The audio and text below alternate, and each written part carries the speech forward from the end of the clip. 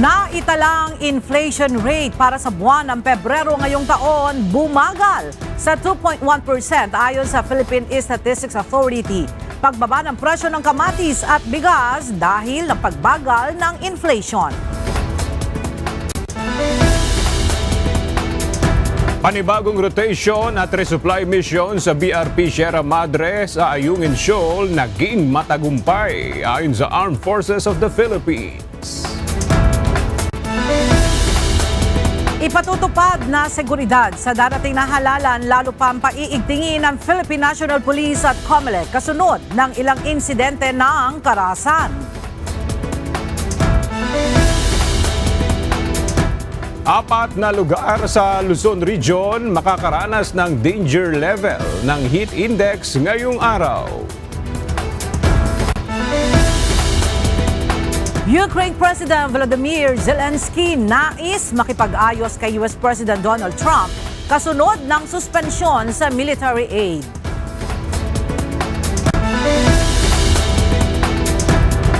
At mga estudyanteng nag-ambagan para bayaran ang natapong taho ng isang vendor hinangaan ng mga netizen.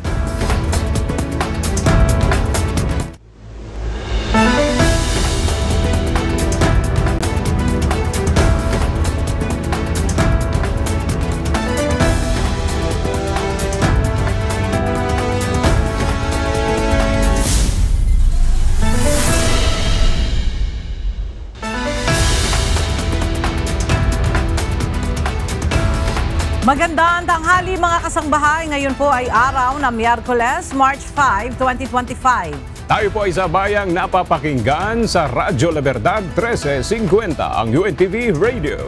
At una sa mga balita ngayong tanghali. Bumagal ang naitalang inflation rate sa bansa para sa buwan ng Pebrero ngayong taon. Base sa latest report ng Philippine Statistics Authority, bumaba sa 2.1% ang naitalang inflation rate sa buwan ng Pebrero ngayong taon na mas mabagal kumpara sa 2.9% na naiulat noong Enero. Mula sa Quezon City may report si Jed Naresina live.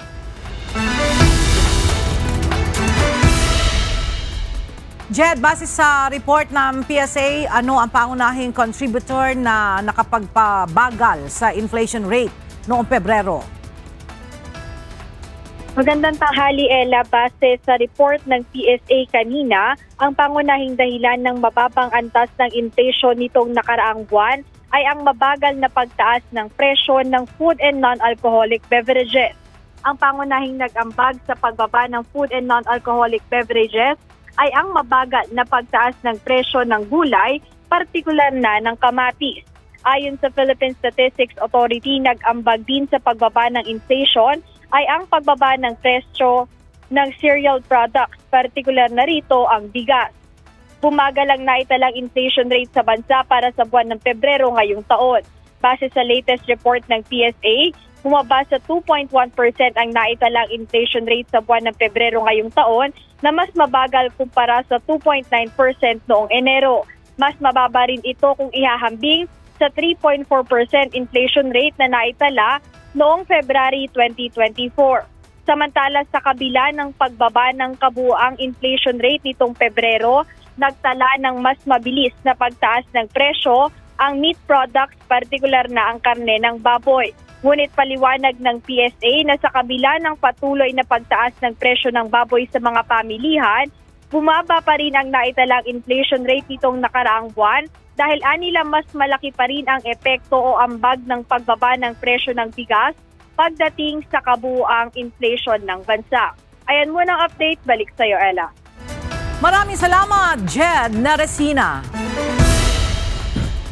Umakyat sa bagong record high na 16.31 trilyong piso ang utang ng Pilipinas sa katapusan ng Enero ngayong taon, batay sa datos ng Bureau of Treasury. Mas mataas ito ng 1.63% o 261.47 bilyong piso kumpara noong buwan ng Disyembre 2024. Ang pagtaas na ito ay dahil sa pagdagdag ng utang panloob at panlabas ng bansa at ang pagbaba ng halaga ng piso kontra dolyar. Ngunit ayon sa Bureau of Treasury, nananatiling manageable ang level na ito at nakalinya sa target ng pamahalaan upang suportahan ang paglago ng ekonomiya. Pansamantalang lalabas sa linya ng EDSA busway ang mga bus sa carousel dahil sa gagawing rehabilitasyon ng EDSA sa katapusan ng buwan ng Marso. Ayon sa Department of Public Works and Highways o DPWH, ipatutupad ang shared road upang hindi matigil ang operasyon ng EDSA carousel habang isinasagawa ang rehabilitasyon. Narito ang report ni JP Nunez. Tiniyak ng Department of Public Works and Highways National Capital Region o DPWH-NCR na hindi mahihinto ang operasyon ng EDSA Carousel. Ito'y sa kabila ng nakatakdang EDSA rehabilitation sa katapusan ng buwan ng Marso ngayong taon. Ayon sa DPWH, magpapatupad lamang ng shared lane sa EDSA Carousel. Ibig sabihin, ang kasalukuyang linya ng busway ay isasara, pero ililipat ang linya ng mga bus sa kasunod na linya sa kalsada. Ngunit mananatili pa ring bukas ang mga istasyon ng EDSA Carousel at doon pa rin bababa at sasakay ang mga pasahero. Kapag natapos ang buong rehabilitasyon ng EDSA busway, ay ibabalik na ang mga bus sa linya nito at balik na din ang normal na operasyon habang ang rehabilitasyon ay unti-unti namang gagawin sa kasunod na linya hanggang sa outermost lane. Samantala, ang unang segment na gagawin ay ang northbound portion ng boundary ng Quezon City at Caloocan City hanggang Monumento. Habang ang southbound portion naman na merong 15 segments ay sisimulang gawin kapag nai-release na ang pondo at naaprubahan ang kontrata. Para maging mas mabilis ang proyekto, 24/7 ang gagawing rehabilitation works ng ahensya. Kabilang sa mga gagawin ang pothole patching, asphalt overlay at pagsasaayos ng drainage upang mas maging matibay sa pagdaan ng mga sasakyan. JP Nunez, UNTV, News and Rescue. Diyos ang aming sandigan, serbisyo publiko ang aming pinahahalagahan. Isa sa ilalim sa mandatory road safety training ng Land Transportation Franchising and Regulatory Board o LTFRB ang lahat ng mga public utility vehicle drivers at maging ang mga konduktor bilang requirement para sa renewal ng prangkisa. Ayon kay LTFRB Chairman Attorney Teofilo Guadiz, layo ng mandatory road safety training na maiwasan ang mga aksidente na kinasasangkutan ng mga pampublikong sasakyan at masigurong nakasusunod sila sa mga batas trapiko. Nagkakahalaga ang enrollment fee sa nasabing programa ng 2,000 piso na kailangang matapos ng hindi bababa sa 2 araw ngunit hindi lalagpas sa 8 araw. Ayon sa LTFRB, unang ipatutupad ang nasabing mandatory training sa mga bus at truck drivers, gayon din sa mga konduktor dito sa Metro Manila sa kagagawin sa ibang mga lugar. Habang isusunod naman ang driver ng UV Express, Jeep, motorcycle taxis at ENVS sa mga susunod pang taon ng programa. Tiniyak ng National Food Authority na mapananatiling maayos ang kalidad ng mga bigas sa warehouses ng pamahalaan ngayon tag-init. May mga nakahanda na ring hakbang na NFA para matiyak ang kalidad ng bigas sa kanilang mga imbakan. Ang detalye sa report ni Mia Alonzo. Marami pang bigas sa mga warehouse ng National Food Authority. Ayon kay NFA Administrator Larry Lacson, kaunti pa lang ang nababawas sa 150 metric tons na bigas na ipinadala sa mga lokal na pamahalaan. We're still far doon sa objective natin na sana nationwide, no? Maipamahagi ito sa ating mga kababayan, no, sa murang halaga. Sa kabila ng mainit na panahon, tinitiyak ng NFA na nasa maayos na kalagayan ang rice buffer stock sa mga imbakan. Ayon sa ahensya, meron silang sinusunod na sistema upang kahit tumindi ang pagtaas ng temperatura ay mananatiling maayos ang kalidad ng mga bigas. Sakali mang magkaproblema, sinabi ni Administrator Lacson na nagsasagawa sila agad ng testing sa mga laboratorio upang makagawa agad ng aksyon. Well, sa NFA, meron tayong sistema on how to maintain our buffer stocks. No? On a regular basis, monthly basis, tinetest natin yan sa laboratorio. And at the first sign na meron itong mga infestation or problema, kinukure na agad natin yan. No? Samantala, sa kabila ng idineklarang food security emergency, nakita pa rin ang mabagal na partisipasyon sa paglalabas ng mga bigas ng NFA ng mga lokal na pamahalaan. Ayon kay Lacson, posibleng problema sa pondo o mismong resolusyon ng sanggunian nagkakaroon ng balakid sa paglalabas ng murang bigas. Mostly mga mga procedural, no? Yan nakikita nating mga dahilan. But as we have said, no, marami naman talaga yung nag-signify ng intention to participate. Siguro ngayon mga 70 na LGUs na yan. For now, ang Cotabato, Bacolod are coordinating bukod doon sa mga nauna na San Juan, na Navotas at Camarines Sur. Gayunman, ayon sa opisyal, gumagawa pa rin sila ng paraan para mabawasan ang mga stocks at makabili pa rin sa mga magsasaka. Meron tayong ginagawa dyan, which is yung milling process. Lahat ng mga palay natin ngayon, pinapagiling natin. And pag yun, nagiling lahat, 63% lang naman ang recovery sa milling. So, it will free up spaces, more or less mga 35% mag-free up yan. Kaugnay nito, nananawagan ng ahensya sa mga lokal na pamahalaan na makipagtulungan upang mabilis na maipaubos ang NFA rice sa publiko. Mia Alonso, UNTV News and Rescue. Diyos ang aming sandigan, serbisyo publiko ang aming pinahahalagahan. Nilagdaan na ni Pangulong Ferdinand Marcos Jr. ang 700 million pesos na pondo para sa pagtatayo ng Child Development Centers o CDCs. Ayon sa Pangulo, maaaring gawing CDCs ang daycare centers upang mapabilis ang implementasyon ng proyekto. Ang pondo ay manggagaling sa Local Government Support Fund at ilalaan sa mga barangay na walang CDCs. Layo ng hakbang na ito na palakasin ang early childhood education, nutrisyon at literacy ng mga bata upang mapabuti ang kalidad ng edukasyon sa bansa. Naging matagumpay ang panibagong rotation at resupply mission na isinagawa ng Armed Forces of the Philippines at Philippine Coast Guard sa BRP Sierra Madre sa Ayungin Shoal. Samantala, aabot sa mahigit 200 na foreign vessels ang namataan ng Philippine Navy sa West Philippine Sea noong nakaraang buwan. Mula sa Camp Aguinaldo sa Quezon City, may report si Ryan Lacanlale live.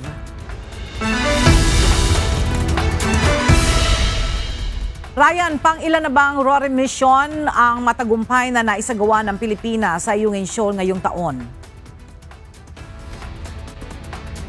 Ella, itong isinagawang operasyon kahapon ay ikalawa ng rotational and resupply mission ng pamahalaan ngayong taon na matagumpay at walang naging aberya. Pero kung susumahin, simula July 2024, pang-limang sunod-sunod na ito na walang aberya.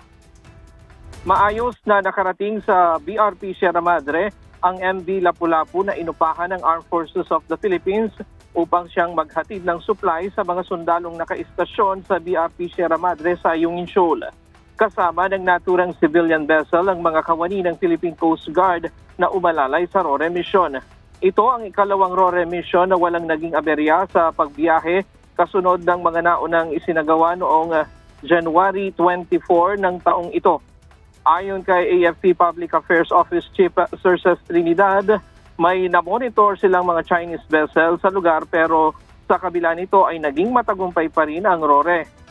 Samantala, inanunsyo ng Philippine Navy na may na-monitor silang 260 foreign vessel sa West Philippine Sea sa buong buwan ng Pebrero.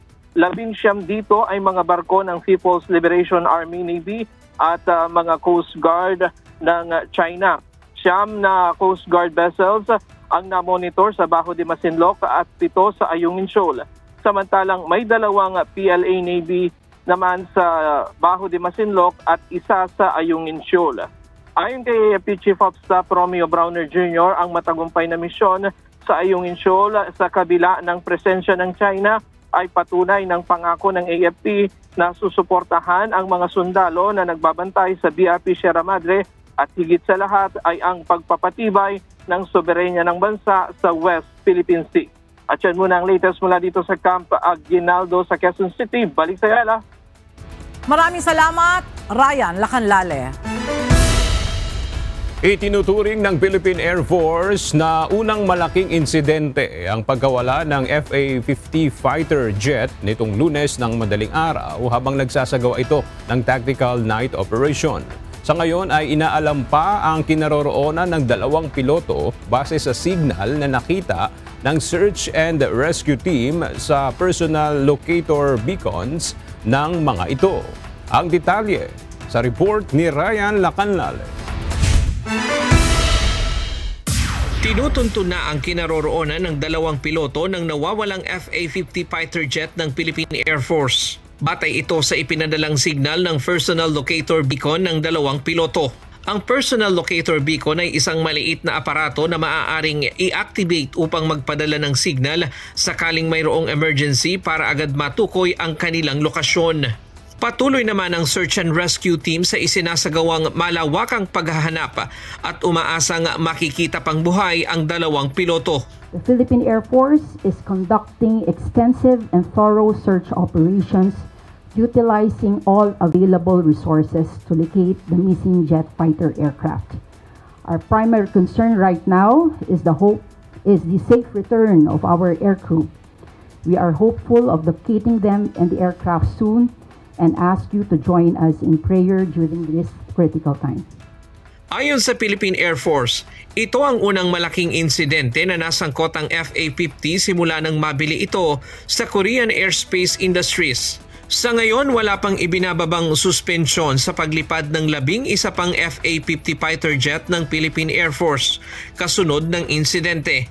Pasado 12:00 ng hating gabi nitong Lunes, ilang minuto matapos itong mag-take off sa Mactan Benito Ebuen Air Base sa Cebu para sa isang tactical night operation bilang suporta sa ground troops ay nawalan ng komunikasyon sa aircraft. The aircraft lost communication with the rest of the flight involved in the mission minutes before reaching the target area. The other aircraft repeatedly attempted to establish contact with the missing aircraft until their return to Mactan, Cebu. Hindi naman idinitalye ng Philippine Air Force kung para saan ang operasyon. Pero giit nito, mayroong sapat na kakayahan ang mga piloto nito na magpalipad sa gabi at araw. Kinumpirma naman ng 4th Infantry Division ng Philippine Army na mayroon silang operasyon laban sa New People's Army sa Barangay Iba, Cabanglasan, Bukidnon nitong nakaraang araw at humingi ito ng air support sa Philippine Air Force. Yes, correct po. Our forces requested a close air support or air support from our air assets. This is to preserve our forces, no, and of course avoid casualties. No, this is critical sa ating pag-neutralize doon sa posisyon ng CTG po. 2015 hanggang 2017, nakumpleto ang 12 FA-50 aircraft ng Philippine Air Force na pinondohan ng 18.9 billion pesos sa ilalim ng modernization program ng pamahalaan. Ryan Lacanlale, UNTV News and Rescue. Diyos ang aming sandigan, serbisyo publiko ang aming pinahahalagahan. Babalasahin ang Bureau of Immigration kung hindi ito makapagbibigay ng satisfying na sagot kaugnay ng pagtakas ni Alice Guo noong nakaraang taon. Ito ang ipinanawagan ni Senator Risa Hontiveros matapos walang maibigay na updated report ang ahensya sa Senate Committee hearing kahapon. Narito ang report ni Asher Cadapan Jr. Hindi dapat maging inutil ang Bureau of Immigration. Ito ang binigyan diin ni Senador Risa Hontiveros matapos aminin ng ahensya na wala pa rin silang impormasyon kung paano nakatakas sa bansa sina Alice Guo at mga kapatid nito noong nakaraang taon. I'm sorry, but as of this time, we don't have any information kung saang ports or subports nakatakas sila Guo siblings, Madam Chair. So we don't know anything. 4 months later, more than 4 months later, kung paano sila nakatakas, kung may tumulong ba sa kanilang mga opisyal o kawani ng gobyerno natin, pati sa BI, kung saang port or coast man lang ng archipelago natin siya tumakas. Nangako naman ng BI na magsusumite sila ng compliance report sa opisina ng senador sa lalong madaling panahon. Ngunit hindi ito katanggap-tanggap para kay Ontiveros dahil noong nakaraang taon pa dapat anya ito ginawa at makailang ulit na rin na ganito ang sagot ng kawanihan kaugnay ng issue. Bunsod nito, binigyan lang ng mababatas ng 15 araw na ultimatum ng immigration para makapagsumite ng mga ulat kaugnay ng issue. To Commissioner Viado of the Bureau of Immigration, with all due respect, please consider this an ultimatum.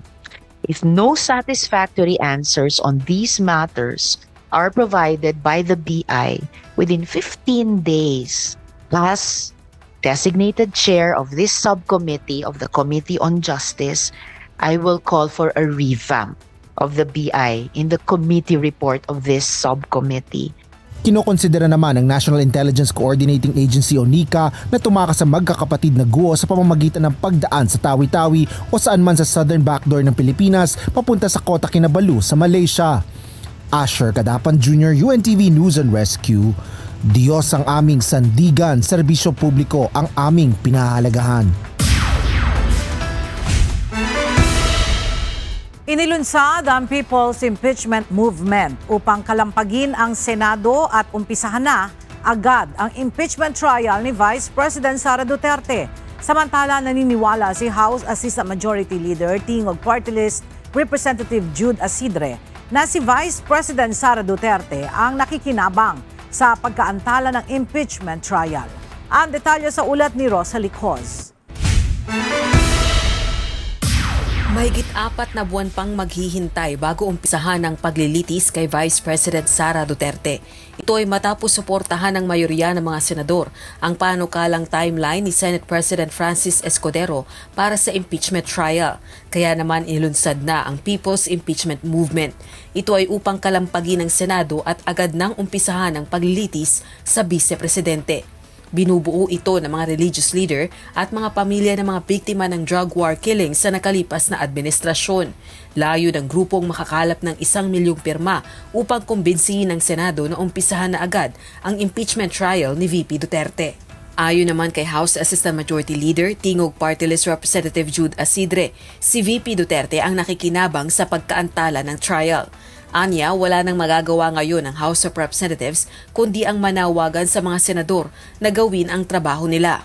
And I think, to be honest, the one to benefit from this is the person in question. Siyempre, ang pangalawang Pangulo. Habang hindi po dinidinig ang impeachment trial, mas lalo hong nagkakaroon ng sense of impunity. Yung pagka walang, parang hindi sineseryoso yung mga nakita naming mga krimen o di kaya mga pagkukulang doon sa kagawaran ng edukasyon at sa tanggapan ng pangalawang Pangulo. Bukod sa interes ni VP Duterte, posibleng may iba pang interes anyang pinoprotektahan ng mga senador. Ayon naman kay House Assistant Majority Leader, Taguig 2nd District Representative Pami Zamora. Mostly they're protecting themselves because we are in the middle of campaigning. We're all in the middle of campaigning. A lot of the senators are re-electionists. Kung ang mga kongresista rin ang tatanungin kung gugustuhin ng Senado, may paraan at maaari na anilang simulan ng paglilitis pagkatapos ng May 12 midterm elections. Masyadong matagal ang 3 buwan para masabi natin ito lang pwede tayo magsimula ng trial. No? Pwede hong after election at hindi naman hong kailangan sumunod sa legislative calendar na mag-e-end po. Kung sisimulan rin lang nila sa after ng election ay dapat tuloy-tuloy na at hindi na paabutin hanggang dun sa Hunyo. No? Naninindigan naman si Senate President Escudero, susundin nila ang batas sino man ang makinabang dito. Anya, hindi nila ide-delay o mamadaliin ang anuman na labag sa batas dahil hinihiling ng ilang sektor. Wala rin itong papaboran at tiniyak ang patas at makatarungang proseso na magkakaloob ng hustisya sa lahat ng sangkot. Samantala, wala pang pahayag kaugnay nito si Vice President Duterte. Rosalie Coz, UNTV News and Rescue. Diyos ang aming sandigan, serbisyo publiko ang aming pinahahalagahan. Ipinaliwanag ni Senate President Francis Chis Escudero na hindi maaring mag-convene na ang Senado bilang impeachment court habang nakareses ang sesyon sa pamamagitan ng signature campaign. Samantala, sinabi naman ni Senate Minority Leader Coco Pimentel na magsusumite ang kanyang opisina ng panukalang rules of impeachment para mapabilis na ang proseso. Mula sa Senado, makibalita tayo kay Asher Cadapan Jr. live.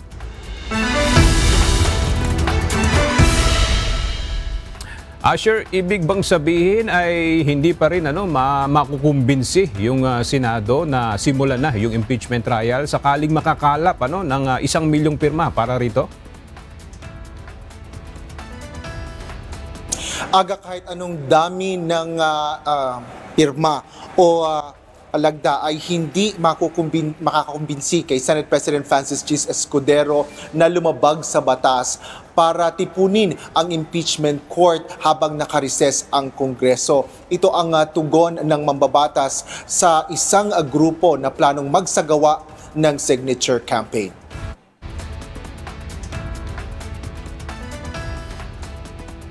Binigyan din ni Escudero na hindi rin mapagbabago ng mga lagda ang batas upang hindi sumunod sa mga kinakailangang kondisyon sa pagkukonvene sa impeachment court.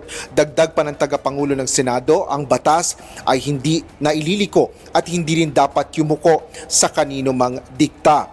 Partikular ito sa mga may sariling kagustuhan, panig at takdang oras sa pagnanais na madaliin ang impeachment proceedings laban kay Vice President Sara Duterte. Kahapon inilunsad ang People's Impeachment Movement na binubuo ng mga religious leader at mga pamilya ng mga biktima ng extrajudicial killings sa nakalipas na administrasyon. Nanawagan ng mga ito na umpisahan na agad ng Senado ang paglilitis sa pamamagitan ng pagkalap ng 1 milyong pirma.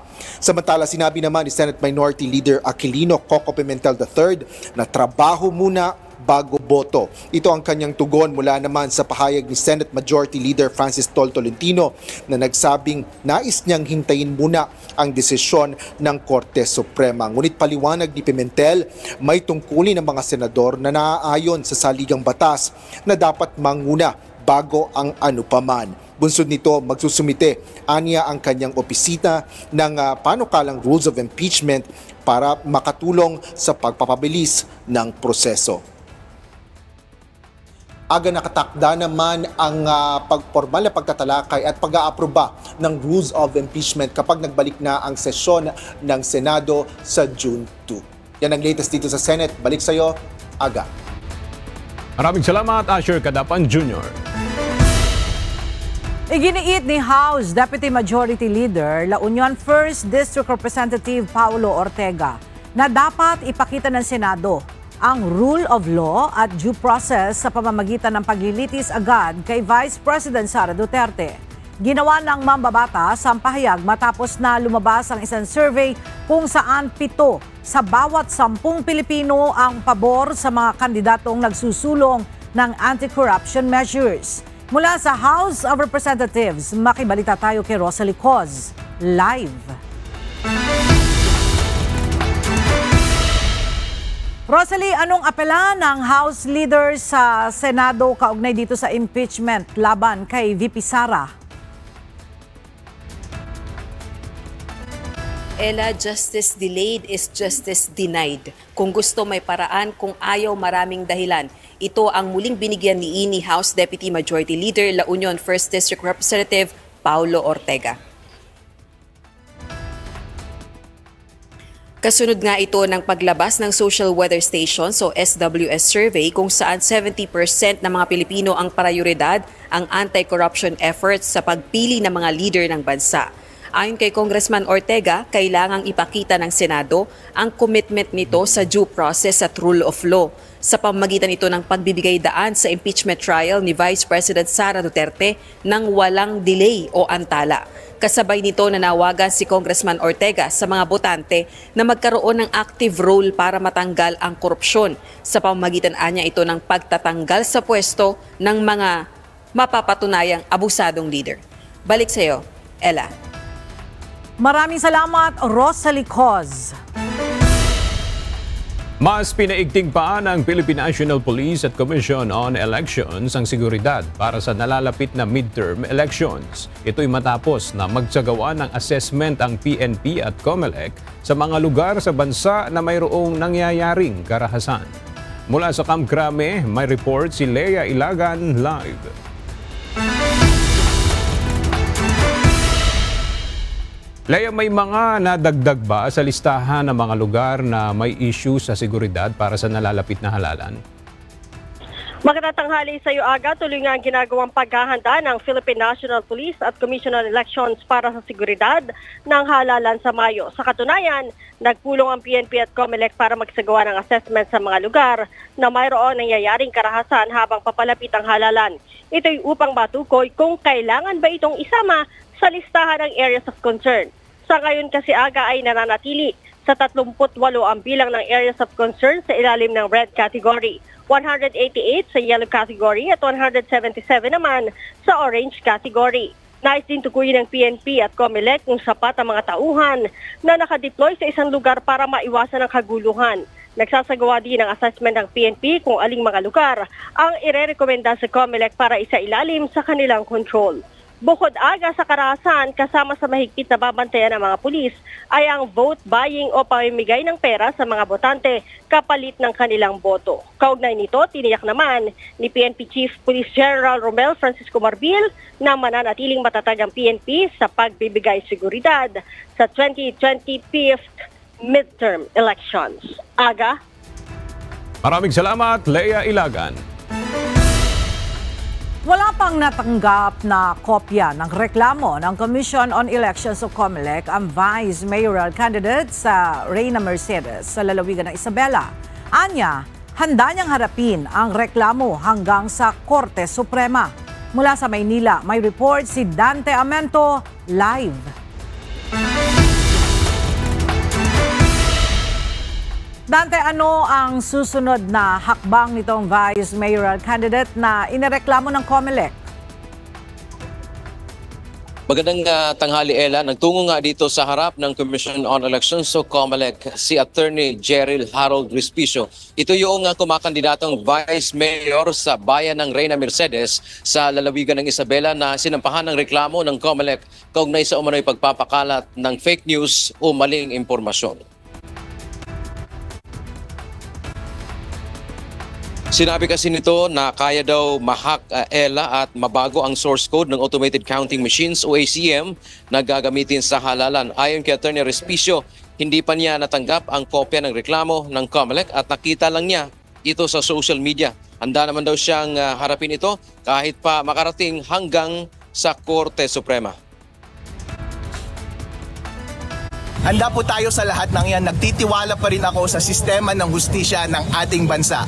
Merong malakas na tradisyon ang Pilipinas na pagproprotekta ng kalayaan nating magsalita bilang mamamayan. At parating kontrabida ang gobyerno. Kasi medyo masama parati historically ang gobyerno sa ating mga taong bayan. Dagdag pa nito, Ella, naniniwala siya na mananaig pa rin nga ang kalayaan sa pananalita na ginagarantyahan ng ating saligang batas. Nakikiisa si Respicio kanina sa isang grupo para sa panawagan ng isang maayos na halalan sa 2025. Muli ring sinabi nito na gaya ng kanyang mga naunang pahayag ay dapat huwag i-connect ng COMELEC sa internet ang Automated Counting Machines o ACM bago ang botohan, sa oras ng botohan, hanggang sa matapos ma-print ang election returns.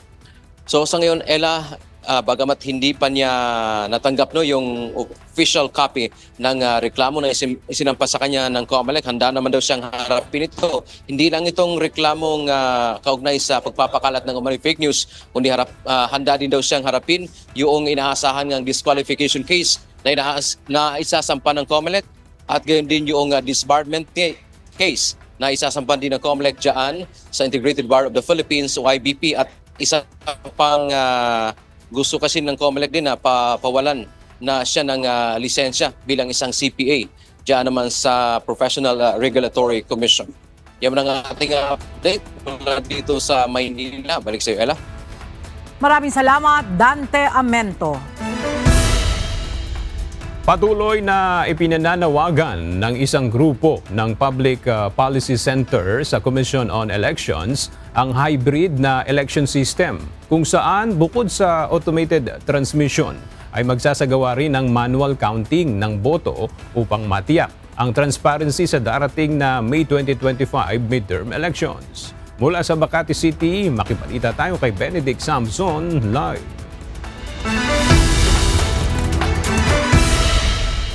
Benedict, may sagot na ba ang COMELEC sa panawagan na magkaroon ng hybrid election system? Magandang tanghali, Aga. Ayon sa Commission on Elections, sa ngayon ay hindi pa ito mangyayari dahil ang hybrid election system ay nangangailangan pa nila ng aksyon ng Kongreso. Patuloy na pinaghahandaan ng COMELEC at maging ng mga election watchdogs ang May 2025 midterm election. Kanina muling ipinaliwanag ng COMELEC ang pagkakaroon ng transparency sa darating na halalan. Sa talumpati ni COMELEC Chairman George Erwin Garcia sa event ng Center for People Empowerment in Governance o CENPEG, muli nitong nilinaw na walang paraan para magkaroon ng dayaan sa resulta ng boto dahil walaan niyang internet connection ng isang automated counting machine o ATM. Ayon kay Garcia, alas 7 pa ng gabi magtatransmit ng boto mula sa presinto at tatanggap ng boto ang makina na nasa canvassing area. Aga sa ngayon ay nakakaroon lang ng open panel forum at matapos naman itong speech ng mga naimbitahang speaker ay magkakaroon din sila ng oportunidad upang masubukan ang pagboto at masuri ang ATM na dinala rito. At yan muna ang ating update mula rito sa Makati City. Balik sa inyo dyan, Aga. Maraming salamat, Benedict Samson. Pumirma sa isang kasunduan ang Japan Ambassador to the Philippines at United Nations Development Program na naglalayong pasimula ng isang proyekto para sa kauunlad ng Bangsamoro Autonomous Region in Muslim Mindanao o BARM. Mula sa Pasay City, ang detalye sa report ni Ivan Alvarez. Ivan, ano itong proyekto na pasisimulan sa BARM at paano ito makakatulong? Magandang tanghali sa iyo, Ella. Layo ng Project CEDAR na isulong ang seguridad ng mga mamamayan sa Bangsamoro Autonomous Region in Muslim Mindanao o BARM sa pamamagitan ng mga proyektong pangkabuhayan pati na rin pagpapaunlad sa kanilang komunidad. Pinangunahan ng Embahada ng Japan sa Pilipinas at United Nations Development Program o UNDP ang project for promoting human security through the community economic development and livelihood initiatives in Bangsamoro Region in the Philippines o Project CEDAR. Kasama dito ang pagbibigay ng gobyerno ng Japan ng $3 milyon na budget para sa direct implementation ng proyekto na pangungunahan ng UNDP. Sa ilalim ng Project CEDAR, mas palalakasin ang inclusivity sa mga local government sa rehiyon sa pamamagitan ng patas na representasyon ng mga komunidad. Mas bibigyang pansin din ang kabuhayan, mas madaling access sa edukasyon, mga serbisyong pangkalusugan, pati na rin pagpapatayo ng infrastruktura, lalo na sa mga liblib na lugar sa BARM. Bilang bahagi ng peace process, mas lalaki rin ang mga oportunidad para magpatupad ng mga programa para maiwasan ang mga hidwaan, mga banta sa seguridad, pati na rin climate change. Ilan sa mga dumalo sa signing ceremony ay sina Japanese Ambassador to the Philippines, Endo Kazuya, pati na rin si Office of the Presidential Advisor on Peace, Reconciliation and Unity o OPAPRO Secretary Carlito Galvez Jr. Ella, tatagal ng 36 na buwan ang Project CEDAR at magsisimula ito ngayong April 1, 2025 hanggang March 2028. Yan muna ang update dito sa Pasay City. Balik sa inyo dyan, Ella. Maraming salamat, Ivan Alvarez. Nanawagan ang mga health advocate sa Kongreso na bigyang pansin ang panukalang batas na maglalagay ng tamang labeling at ng marketing restrictions sa bawat pakete ng produktong pagkain. Layo ng panukalang batas na maprotektahan ang publiko, lalo na ang mga bata, laban sa pagkakaroon ng sakit na dulot ng unhealthy food. Mula sa Quezon City, alamin natin ang detalye sa report ni Mia Alonzo live.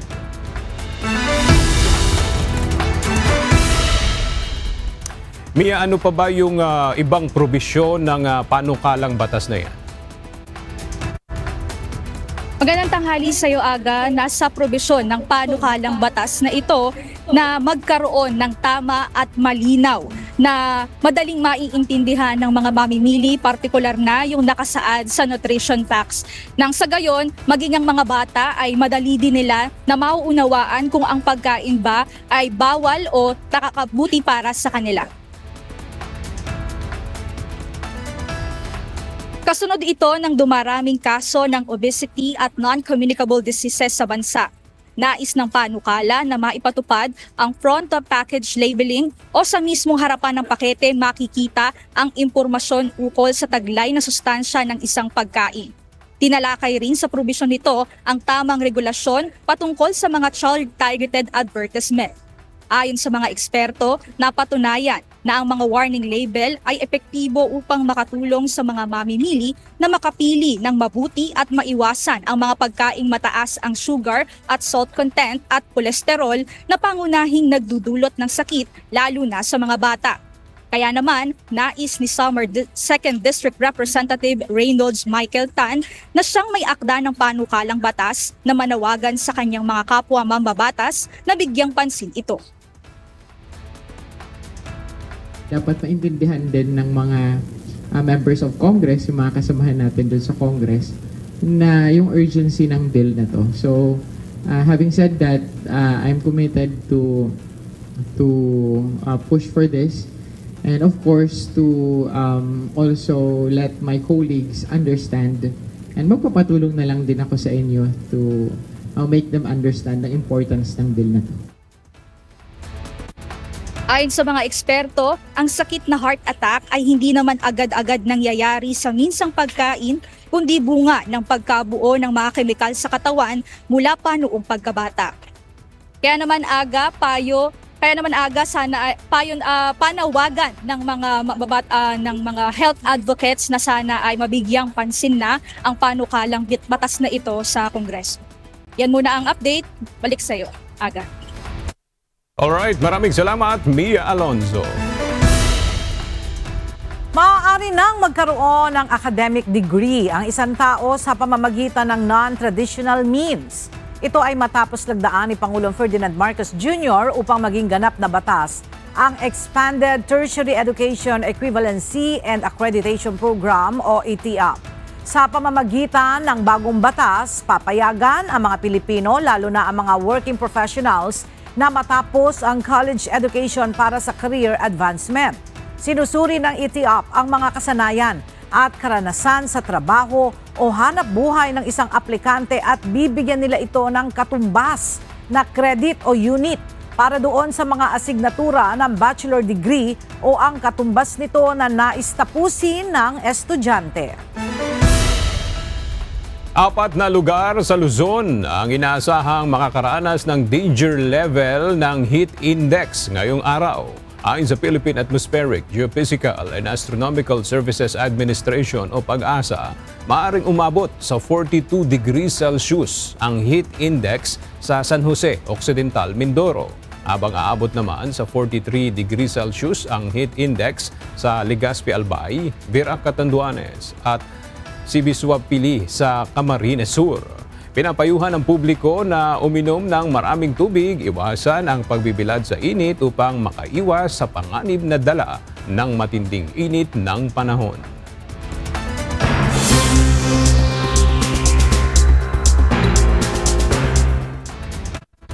Sa kapapasok lamang na balita, natagpuan na ang wreckage ng FA-50 jet fighter ng Philippine Air Force na napaulat na nawawala madaling araw ng Lunes habang nagsasagawa ng tactical night operations. Ayon kay AFP Eastern Mindanao Command Commander Lieutenant General Luis Rex Bergante, natagpuan ang eroplano bandang alas 11 ngayong umaga sa Mount Kalatungan sa bahagi ng Bukidnon. Sa loob ng wreckage, natagpuan ang wala ng buhay na katawan ng 2 pilotong sakay nito. Wala pang ulat ang mga otoridad sa totoong sanhi ng pagbagsak ng nasabing eroplano. Sa kasalukuyan ay nagpapatuloy pa ang investigasyon kaugnay ng insidente.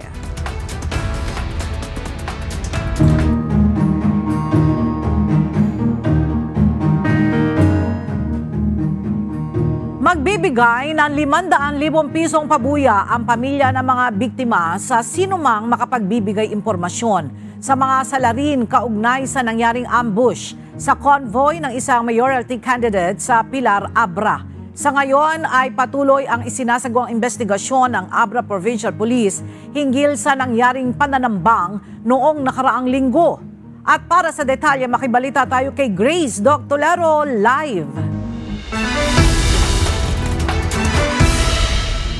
Grace, talaga bang kasama ang Pilar sa Abra sa mga binabantayan lugar tuwing eleksyon dahil sa mga kaso ng karahasan? Yes, Ella, ang bayan nga ng Pilar sa Abra Province ay kasama sa yellow category na isa sa binabantayan ng Philippine National Police dahil may naitala ng election-related incident sa lugar for the past 2 elections ayon sa pamunuan ng Abra Police Provincial Office. Tuloy-tuloy ang isinasagawang investigasyon ng Abra Police Provincial Office sa pagkakakilanlan ng mga suspect sa ambush sa convoy ni dating Langidin Mayor Artemio Billy Donaton sa Sitio Palikad Poblasyon, Pilar, Abra noong nakalipas na linggo.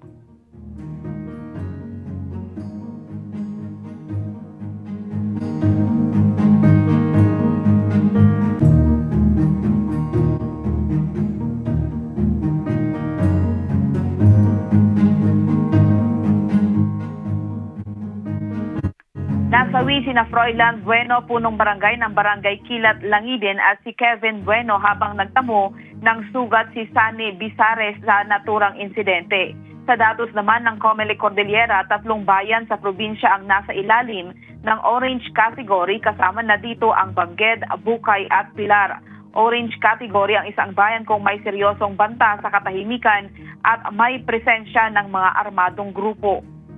Nakahanda naman ang Abra PPO sakaling may mga electoral boards na aatras dahil sa kanilang seguridad gaya na lamang sa bayan ng Tinig. May nag-withdraw din na electoral board sa bayan ng Bangged sa Barangay Zone 5. Tiniyak din ng Abra PPO ang kanilang pagbabantay sa kasagsagan ng eleksyon kung saan pinapalakas nila ang presensya ng mga pulis at Comelec checkpoints ngayong election period. Aabot sa 350 na personnel ang sasailalim sa 2 araw na pagsasanay para sa darating na eleksyon. Apila ng pulisya sa mga kandidato na makipagtulungan sa pulisya para sa mapayapang halalan.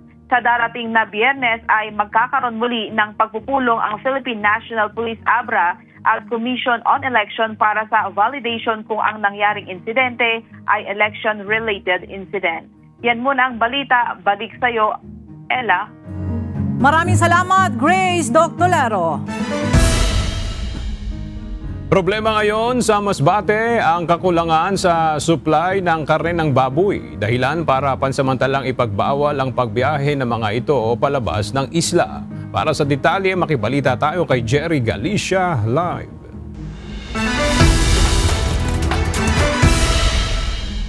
Jerry, bakit kinukulang ang supply ng karne ng baboy dyan sa isla ng Masbate at ano-ano yung paraan na ginagawa ngayon ng lokal na pamahalaan para tugunan yan?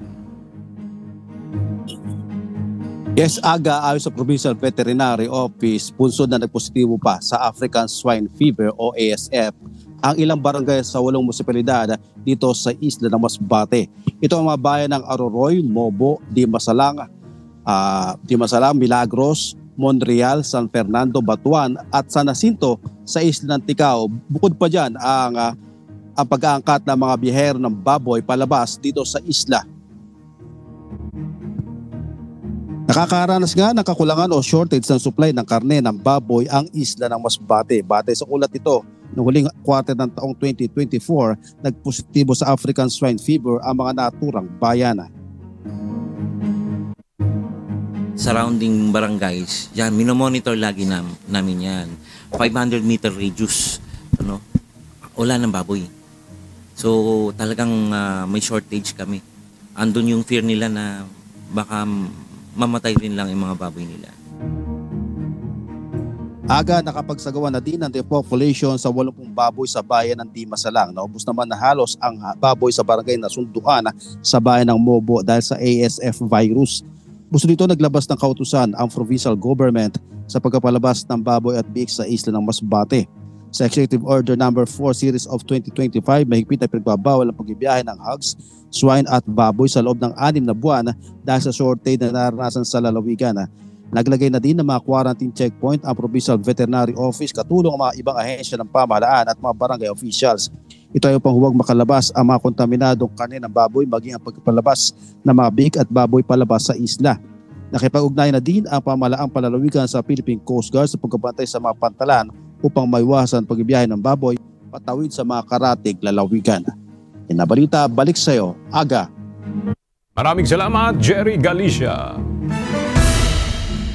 Natupok ang ilang mga bahay sa Barangay de la Paz, Biñan, Laguna kaninang alas 4 ng madaling araw. Ayon sa Bureau of Fire Protection ng Biñan, nasa 20 mga bahay ang nasunog. Sinasabing mabilis na kumalat ang apoy dahil gawa lamang sa light material sa mga bahay. Umabot ito sa unang alarma ang sunog at idineklarang fire out pasado alas 6 ng umaga kanina. Sa ngayon ay inaalam pa ng mga otoridad ang sanhi ng sunog. Kung mapapansin nyo, halos light materials ang kabahayan dito. So ngayon, further investigation, alamin natin sa BFP kung ano nangyayari. Sa ngayon, sa pagkakaalam ko as far as I know, wala pa naman po report na nasaktan. So kailangan lang natin mag-provide the immediate shelter. Meron silang masisilungan sa ngayon sa evacuation o kaya sa overcourt.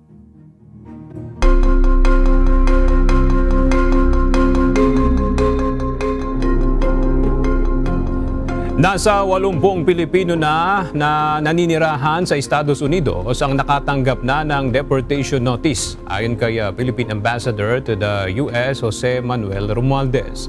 Ito ay kaugnay ng bagong polisiya ng Trump administration na i-deport sa kani-kanyang bansa ang mga illegal alien sa Amerika.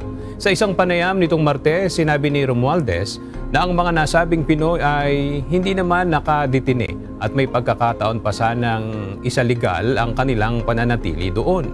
Ang ilan niya sa nakatanggap ng sulat ay nagkusa ng umuwi sa Pilipinas. Nagsimula ang US government sa crackdown nito sa mga undocumented migrants nang manumpang muli si Donald Trump bilang Pangulo sa ikalawang termino. Samantala, nakahanda naman ang Department of Foreign Affairs na magbigay ng anumang tulong na kailangan ng mga Pilipino sa US sa gitna ng immigration crackdown ni President Trump. Nagpahayag ng kahandaan si Ukrainian President Volodymyr Zelensky na makipag-ayos kay US President Donald Trump para sa hinahangad nitong kapayapaan sa kanyang bansa. Kasunod ito ng anunsyo ni Trump na suspendihin ang military aid ng US sa Ukraine na resulta ng mainitan nilang pagtatalo sa White House kamakailan. Ayon kay Zelensky, nangihinayang siya sa naudlot nilang kasunduan matapos mauwi sa pagtatalo ang kanilang paghaharap sa White House kamakailan na dahilan kaya nagpasya ang US na huwag nang tulungan ang Ukraine. Ми маємо засоби захисту, але для нас важливі нормальні партнерські відносини з Америкою для реального закінчення війни. Те, що відбулось у Білому домі замість наших перемовин, можна тільки шкодувати. Binatikos ni Prime Minister Justin Trudeau ang patong-patong na taripa na ipinapataw ni US President Donald Trump sa kanyang bansa. Kamakailan, nagbaba ng 25% na taripa si Trump sa lahat ng produkto na nagmumula sa Canada at Mexico. Bilang tugon, tinawag ito ni Trudeau na isang malaking kabubuhan. Kasabay ang paninindigan na lalo pang paiigtingin ang retaliatory tariffs nito laban sa US upang maprotektahan naman ang ekonomiya ng Canada.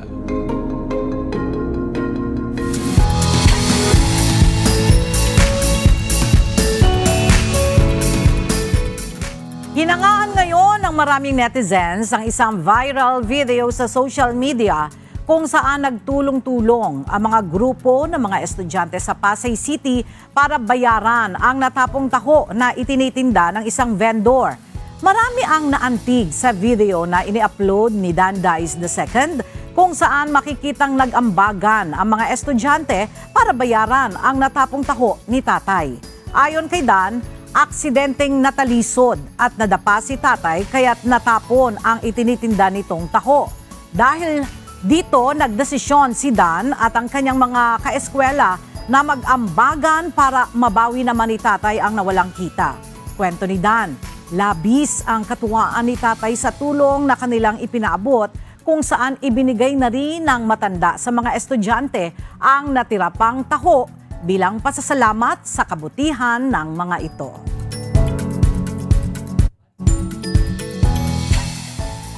Napakaganda naman nun, Agan, di ba? Parang kagandahang loob ang mga ipinamalas ng mga estudyante para kay tatay. Dahil, alam mo yon, natalisod na siyempre parang aksidente. Mabuti na lamang at walang nangyari kay tatay. At ang ganda nung pinag-isipan ni Dan na mangolekta or mag-share-share sila doon sa natapong taho. Dahil mahal na rin ang isang container ng taho. Sa pagkano? Umaabot siya ng 3,000 to 3,500. Napakaganda nitong mensahe na ibig itawid nitong video na ito. Ito yung tinatawag, Ella, na tulong-tulong para makatulong, di ba? Ay, kaganda. Kasi yung tulong-tulong, ambagan sila eh. Oo. Maaring sa kanila, maliit na halaga yon. Pero como sama-sama, malaking halaga yon doon sa kay tatay na natapon nga yung taho niya. Alam mo, syempre, sa isang araw, hindi mo maipaliwanag siguro yung damdamin ni tatay dyan eh. Dahil nandyan yung maaring na-stress siya, nabahala siya. Dahil maaring isang kabuhayan nila yan eh. Di ba? Na dyan niya kukunin yung pagkain ng mga apo niya or anak niya na inaasahan niya. Kaya nga sa edad niya na yan, naghahanap buhay pa. Pero sa kabila nung may imagine mo, Ella, yung stress, yung pagkabahala, yung pagkabalisa. Kasi syempre sa isang araw yun yung aasahan mo eh. Yung aasahan mo yung pagkukunan mo ng kabuhayan. Mababalisa ka eh. Pero sa kabila nung pag-aalala na yon, here comes the tulong. Correct. Andun yung lunas eh. Yung parang sinasabi nila na nabunutan ka ng tinik. Bakit naiiyak ka? Naiiyak si Aga. Ninaawa ako doon sa matanda. Oo naman. Kasi nararamdaman mo siya eh. Kumbaga, mafe-feel mo yung Ayun na yung tissue. Mafe-feel mo yung damdamin ni tatay na syempre aasahan mo yun sa isang araw mo yun eh. Tapos natapon, idilugi ka. Bilib din ako sa mga estudyante dahil hindi naman natin alam kung magkano lang yung baon nila. Na siyempre may maliit na baon, merong malaking baon, pero binigay pa nila para kay tatay. Kaya napakaganda ng ginawa ng mga estudyante rin para kay tatay. Kaya wag po natin ipagka-age yung munting bagay na nasa atin. Dahil sa iba, malaking bagay yan, Ella, na ipagpapasalamat nila. Kaya okay, tuloy-tuloy na po tayo. Sa ating pong The Word at sa ating pong iiwang mga salita ng Diyos na ating sandigan mula sa Aklat ng Kawikaan. Kapitulo 17, versikulo 22 na nagsasabi, ang masayang puso ay mabuting kagamutan, ngunit ang bagbag na diwa ay tumutuyo ng mga buto.